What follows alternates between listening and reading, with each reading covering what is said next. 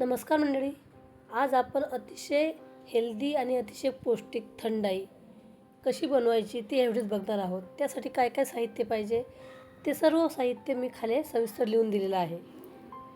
उन्हाळ्याच्या दिवसामध्ये भरपूर ऊन तापते आणि अशा वेळेस अशी थंडाई करून पिणं हे आपल्या आरोग्याच्या दृष्टीने आणि आपल्या शरीरासाठी खूप हितकारक आहे. आणि विशेष म्हणजे होळीसाठी तर ही एक प्रसिद्ध रेसिपी आहे. आवडीनुसार यामध्ये तुम्ही पिस्ताही टाकू शकता. तर सर्वप्रथम आपण सर्व सामग्री एका बाउलमध्ये टाकलेली आहे आणि त्यामध्ये अर्धा ग्लास पाणी टाकून 3 ते 3.5 तास हे सामग्री भिजत ठेवणार आहे. जर तुम्हाला ही रेसिपी झटपट बनवायची असेल तर तुम्ही यामध्ये गरम पाणी टाका आणि ताबडतोब भिजवून घ्या आणि भिजवणं आवश्यक आहे. हे सर्व साहित्य भिजवून घेतल्याने ती मस्त बारीक पेस्ट केली जाते, नाहीतर ते व्यवस्थित बारीक होत नाही. त्यासाठी हे भिजवून घेणं आवश्यक आहे. 3 ते 3.5 तासामध्ये बदाम आणि आपलं सर्व साहित्य मस्त भिजलेलं आहे आणि मी आता बदामची साल काढून घेत आहे. तर बदामची साल काढायलाच पाहिजे असं जरुरी नाही, परंतु व्यवस्थित बारीक पेस्ट व्हावी आणि पिताना आपल्या जिभेवरती काही राहायला नको म्हणून मी आता बदामची साल काढून घेतलेली आहे. त्यानंतर एक मिक्सरचं भांडं घेऊन त्यामध्ये हे सर्व साहित्य टाकून आता बारीक पेस्ट करून घेणार आहे. जेवढं बारीक हे साहित्य आपलं केलं जाईल तेवढं बारीक करून घ्यायचं आहे. आणि यामध्ये मी एक सामग्री दाखवायची विसरून गेली, ती म्हणजे हिरवी वेलची.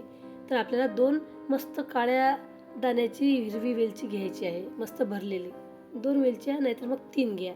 त्यानंतर मी आता 4 ते 5-6ही टाकल्या गुलाबाच्या पाकळ्या, तर हरकत नाही. गुलाबाच्या पाकळ्या टाका आणि 3 चमचे साखर टाका आणि हे मस्त आता बारीक करून घ्या. तर बघा अशा प्रकारे बारीक केलेलं आहे. आणि मी तुम्हाला सांगितलं की वेलची दाखवायची मी विसरली, तर आता मी वेलची टाकलेली आहे आणि परत हे सर्व मिश्रण बारीक करून घेतलेलं आहे. त्यानंतर परत मी आता एक मोठं भांडं घेतलेलं आहे.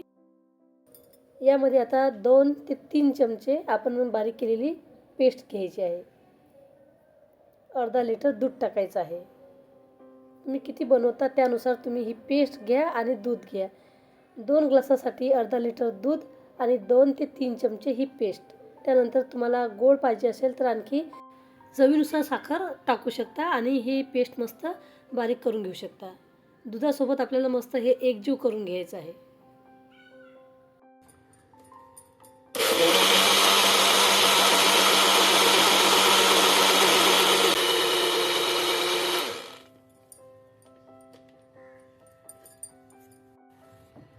दोन मिनिटे आपण हे फिरवून घेतलेलं आहे आणि आपलं मिश्रण मस्त एकजीव झालेलं आहे.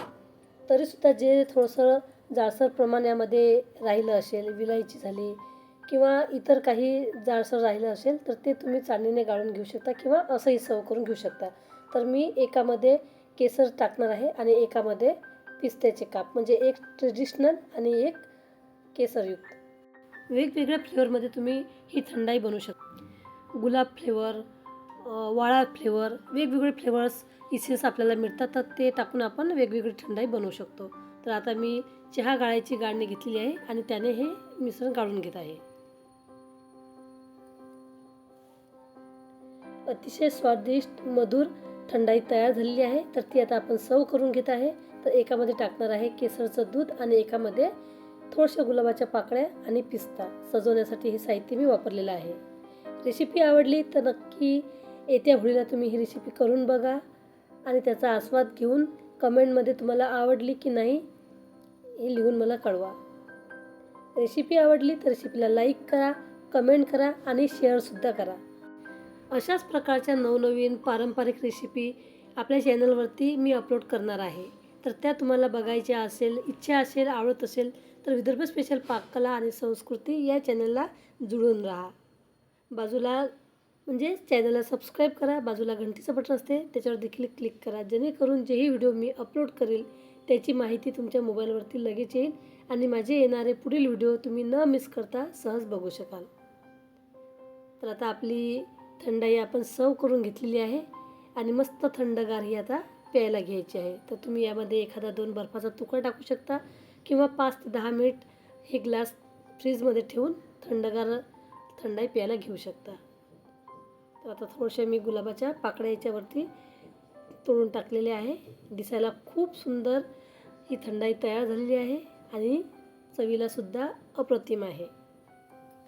हेल्दी खा आणि निरोगी राहा. व्हिडिओ बघितल्याबद्दल धन्यवाद मंडळी.